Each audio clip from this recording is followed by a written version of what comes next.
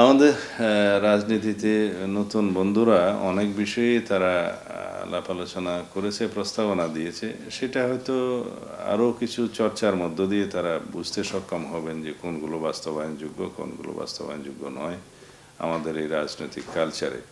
আমরা political culture পরিবর্তন করতে পারি, বাট এটা সময় লাগবে, গ্র্যাজুয়ালি করতে হবে, সময় সাপেক্ষ বিষয়। ওভারনাইট করার মতো কিন্তু পলিটিক্যাল কালচার ওভারনাইট পরিবর্তন করা যায় না। এখন তাদের প্রস্তাবনা অনুসারে তারা যে সেকেন্ড রিপাবলিক চায়, আসলে সেই সেকেন্ড রিপাবলিকটা বলতে কি বোঝায় তারা এটা পরিষ্কার করেনি। আমরা যদি বুঝতে চাই যে আমরা এখন প্রথম রিপাবলিকে আছি, সেই প্রথম রিপাবলিকটা আমরা অর্জন করেছি একটি স্বাধীন দেশ অর্জনের মধ্য দিয়ে, মুক্তিযুদ্ধের মধ্য দিয়ে, স্বাধীনতা যুদ্ধের মধ্য দিয়ে, এবং সেইটার অবস্থান বাংলাদেশের এই ইতিহাস যতদিন থাকবে, বাংলাদেশের অস্তিত্ব যতদিন থাকবে, তার চাইতে বেশি গুরুত্বপূর্ণ ঘটনা ইতিহাসে আর থাকবে না, যেটা আমাদের স্বাধীনতা যুদ্ধের ইতিহাস। এবং তার মধ্য দিয়ে গঠিত নতুন রাষ্ট্রের নতুন সংবিধান প্রণয়নের মধ্য দিয়ে আমরা একটা রিপাবলিক রচনা করেছি। সেই সংবিধানের অনেক বিষয়ে আমরা একমত নাও হতে পারি, এবং সংবিধানের কোনো বিষয় যে চিরজীবনে স্ট্যাটিক থাকবে, একই জায়গায় থাকবে, সেটা সত্য নয়। সমাজের প্রয়োজনে, মানুষের প্রয়োজনে এবং সমাজের চাহিদা অনুসারে, জনগোষ্ঠীর চাহিদা অনুসারে, অভিপ্রায় অনুসারে সংবিধানে সবসময় পরিবর্তন হয়, হবে, সামনেও হতে হবে। তো সেই সংস্কারের মধ্য দিয়ে অনেক সময় সিস্টেম চেঞ্জ হয়, অনেক সময় এক একটা সিস্টেম থেকে আমরা এক একটা সিস্টেমে যাই। বর্তমানে আমরা ওয়েস্টমিনিস্টার টাইপ অফ গভর্নমেন্ট সিস্টেমে আছি, আগে প্রেসিডেন্সিয়াল সিস্টেমে ছিল। তো এখন সেই সিস্টেম পরিবর্তনের প্রত্যেকটাকে যদি আমরা রিপাবলিক হিসাবে অভিহিত করি, সেটা রাজনৈতিক ব্যাকরণ হিসাবে ভুল হবে। আমরা বলতে পারবো যে সংবিধানের প্রয়োজনীয় গণতান্ত্রিক সংশোধনী আমাদের প্রয়োজন, যেটা জন আকাঙ্ক্ষা। বর্তমানে তরুণদের চাহিদা এবং আকাঙ্ক্ষা মিলিয়ে গণ অভ্যুত্থানের, জুলাই গণ অভ্যুত্থানের শহীদদের প্রত্যাশা এবং আকাঙ্ক্ষাকে সামনে তুলে ধরে আমরা যে সংবিধান সংশোধনীগুলো সাজিয়েছি, সেগুলো ব্যাপক আলাপ আলোচনার মধ্য দিয়ে সংসদে গৃহীত হলে আমরা আশা করি আমাদের জন্য একটা শক্তিশালী গণতান্ত্রিক রাষ্ট্র এবং বৈষম্যহীন সমাজ বিনির্মাণ করা সহজ হবে। এখন এটাকে যদি তারা একটা রিপাবলিক নামকরণ দিতেছে, সেটা তারা বলতে পারে তাদের নিজেদের পছন্দের হিসাবে। আমরা বলবো সেটা একটা সংশোধিত, ব্যাপক সংশোধিত সংবিধান। এখন সেই জায়গায় যদি আমরা কোনো সংজ্ঞায়িত করতে চাই, সেটা তারা নিজেরা নিজেদের রাজনৈতিক স্বার্থে সংজ্ঞায়িত করতে পারে, বাট জাতির উপরে চাপিয়ে দেওয়া ঠিক হবে না। আর যে বিষয়টা বলছে গণপরিষদের মধ্য দিয়ে নতুন সংবিধান, নতুন সংবিধান গণপরিষদের মধ্য দিয়ে গৃহীত হয় কেবলমাত্র নতুন সৃজিত রাষ্ট্রের প্রথম দিকে, প্রথম প্রভাতে। আমরা তো অলরেডি একটি রাষ্ট্র আছি, আমরা একটা রিপাবলিক আছি, আমাদের একটি পুরোপুরি আমরা অ্যাকসেপ্ট না করলেও আমাদের একটা সংবিধান সামনে আছে, এবং সেই সংবিধানের ভিত্তিতে রাষ্ট্র পরিচালিত হচ্ছে, শপথ নিয়েছে অন্তর্বর্তীকালীন সরকার। তার মানে আমরা সেই সংবিধানকে স্বীকার করি, এবং সেই সংবিধানের ব্যাপক সংস্কার আমরা প্রয়োজন অনুভব করেছি। তারাও, ছাত্র বন্ধুরা যারা নতুন রাজনৈতিক দল করেছে, তারাও 69 দফা সম্ভবত সংস্কার প্রস্তাব দিয়েছে সংস্কার কমিশনের কাছে। সেখানে তাদের ছাত্র প্রতিনিধি হিসাবে একজন উপদেষ্টাও ছিলেন। আমরাও দিয়েছি ব্যাপক সংবিধান সংশোধনী প্রস্তাব বা 62 দফা। এখন সবগুলো মিলিয়ে যে নতুন একটা সুপারিশমালা সংস্কার কমিশন জাতির সামনে উপস্থাপন করেছে, সেটা নিয়ে ব্যাপক আমাদের অনুশীলন হবে, চর্চা হবে। আমরা এর উপরে ভিত্তি করে আমাদের নতুন আবার আমরা কিসে একমত হতে পারলাম কি পারলাম না, সেগুলো আমরা উপস্থাপন করব। তারপর আলাপ আলোচনার মধ্য দিয়ে একটা জাতির গ্রেটার কনসেনসাস গঠিত হবে বলে বিশ্বাস করি। সেগুলো আমরা বাস্তবায়ন করব, তবে সেটা অবশ্যই পরবর্তী নির্বাচিত পার্লামেন্টে, যেটা এখন অলরেডি 15th অ্যামেন্ডমেন্ট রায়ে আদালতও বলে দিয়েছে যে এই সমস্ত রাজনৈতিক বিষয়গুলো মীমাংসিত হওয়া উচিত নেক্সট পার্লামেন্টে। তো সেইভাবে আমরা চাচ্ছি। এখন গণপরিষদের সেখানে তো কোনো সুযোগ নেই, সেখানে সুযোগ আছে একটা নির্বাচিত পার্লামেন্টের, যে পার্লামেন্টের এখতিয়ার থাকবে A to Z সংবিধান সংশোধনের এখতিয়ার। সেখানে আমরা সব আলোচনা করতে পারবো। এখন তার আগে যেটা বৃহত্তর জাতীয় ঐক্যমত্য সৃষ্টি হওয়া দরকার, যে সংবিধানে আমরা কী রকম সংশোধনী চাই, কী কী বিষয়ে সংশোধনী চাই, সেটার জন্যই তো আমাদের এই সংস্কার জাতীয় ঐক্য কমিশন কাজ করছে। আমরা ওখানে কথা বলছি, আরও বলবো।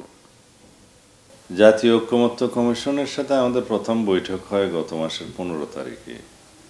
তারপরে ওনাদের সাথে আমাদের কথা হয়েছিল যে সংস্কার কমিশনের যে রিপোর্টগুলো, সেগুলো হার্ড কপি আমাদেরকে পাঠাবেন, সফট কপি তো পাওয়া যায় ওয়েবসাইটে।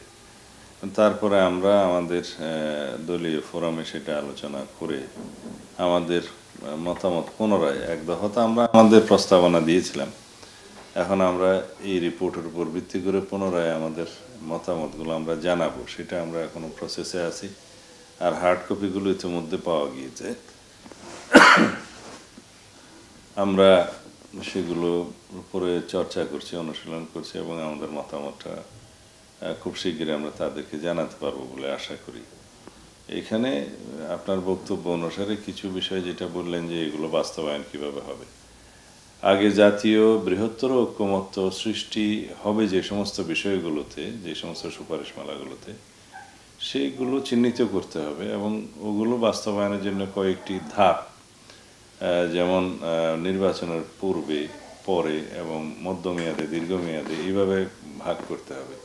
তার মধ্যে জরুরি ভিত্তিতে যেগুলো নির্বাচনের জন্য প্রয়োজন হবে সেটা আমরা চিহ্নিত করে সেগুলো বাস্তবায়নের জন্য আমরা বলেছি যে এগুলো নির্বাচনের জন্য জরুরি, এগুলো করতে হবে। সেখানে কিছু কিছু সুপারিশ হয়তো অর্ডিন্যান্সের মাধ্যমে বাস্তবায়ন করা যাবে, কিছু কিছু সুপারিশ হয়তো প্রশাসনিক সিদ্ধান্তও করা যাবে, আর কিছু সিদ্ধান্ত এমন হবে যে আমরা জাতীয় ঐক্যমতে পৌঁছালাম, পরবর্তীতে সংসদ গঠিত হলে আমাদের প্রতিশ্রুতি অনুযায়ী সেগুলো আমরা গ্রহণ করব, সাংবিধানিক সংশোধনের যদি প্রয়োজন হয় সে সমস্ত ক্ষেত্রে এগুলো ভাগ করা যাবে।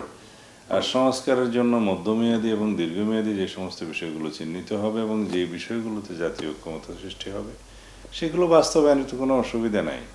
এখন সরকার সেটাকে জুলাই চার্টার বলতে চাই বলুক, কিন্তু আমাদের ভিতরে ঐক্যমত হওয়াটা অত্যন্ত জরুরি। কারণ কিছু কিছু বিষয়ে অবশ্যই ঐক্যমত হবে না, দ্বিমত থাকবে, এটাই গণতন্ত্রের ভাষা, গণতন্ত্রের সৌন্দর্য। সেই বিষয়ে ডিবেট হবে, পরবর্তীতে আরও আলোচনার মধ্য দিয়ে আমরা হয়তো একটা জায়গায় আসতে পারবো। গণভোটের বিধানটা হচ্ছে সংবিধানের 142 ধারাতে উল্লেখিত ছিল, যেটা আওয়ামী লীগ গণভোটের বিধানগুলো উড়িয়ে দেয়। পরে এখন পঞ্চদশ সংশোধনের যেটা চ্যালেঞ্জ হয়েছিল হাইকোর্টে ভার্ডিক্টের মধ্য দিয়ে, সেটা আবার রিইনস্টেট হয়েছে যে গণভোটের বিধান এখন থাকবে। আওয়ামী লীগ তো সংবিধানের প্রস্তাবনা প্রথম ভাগ, দ্বিতীয় ভাগ, তৃতীয় ভাগ এবং জরুরি বিধানাবলীর কিছু অংশ বাদ দিয়ে সংবিধানের প্রায় 1/3 অপরিবর্তনযোগ্য ডিক্লেয়ার করেছিল এবং গণভোটের বিধানটাও বাতিল করেছিল।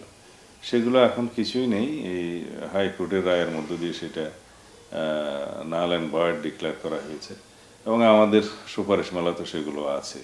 সংবিধান সংশোধনের মধ্য দিয়ে আমরা সেগুলো পুনরায় একটা গণতান্ত্রিক সংস্কারের মধ্য দিয়ে যাব, যেটা জাতির আকাঙ্ক্ষা।